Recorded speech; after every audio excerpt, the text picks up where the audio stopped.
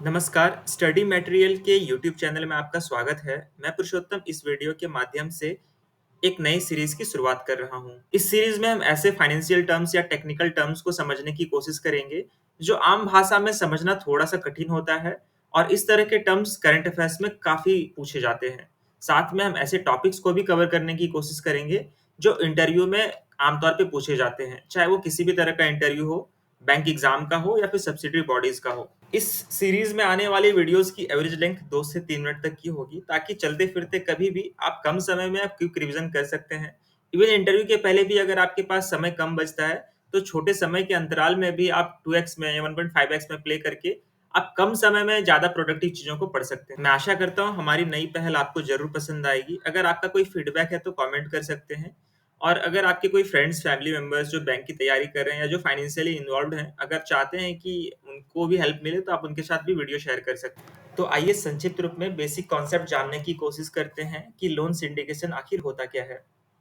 एक ऐसा प्रोसेस या फिर एक ऐसा सिचुएशन जब कोई एक लेंडर बैंक के पास जाता है सर्टेन अमाउंट ऑफ फंडिंग के लिए, बट बैंक को लगता है कि मेरे पास वो कैपेबिलिटी नहीं है कि सारी फंडिंग मैं खुद अकेले दे सकूं। फॉर एग्जांपल, अगर अडानी जी एसबीआई में जाते हैं, उन्हें 100 करोड़ की लोन की आवश्यकता है, बट एसबीआई को लगता है उनके पास देने के लिए सिर्फ 700 करोड़ है, बट वो बाकी सारे जो लोन है वो अरेंज कर सकते हैं।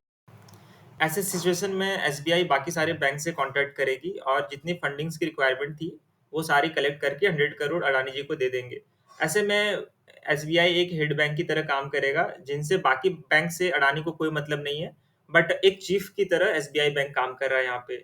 दूसरा टर्म कंसोर्शियम है। आमतौर पे इसमें क्रॉस बॉर्डर ट्रांजैक्शंस इन्वॉल्व होते हैं। यहाँ पे जो लेंडर होते हैं, उन्हें हायर लोन अमाउंट की आवश्यकता होती है। ऐसे में बैंक्स एक ग्रुप फॉर्म करके आते हैं और इस केस में कोई भी हेड बैंक, चीफ बैंक का कोई रोल नहीं होता, जैसे कि हमने लोन सिंडिकेशन में देखा था। यहाँ पे रिस्क इन्वॉल्वमेंट भी कम हो जाता है, क्योंकि बाकी सारे पार्टनर्स का इन्वॉल्वमेंट होता है। तो कैपिटल चूंकि शेयर होता है, तो रिस्क भी साथ में शेयर हो जाता है।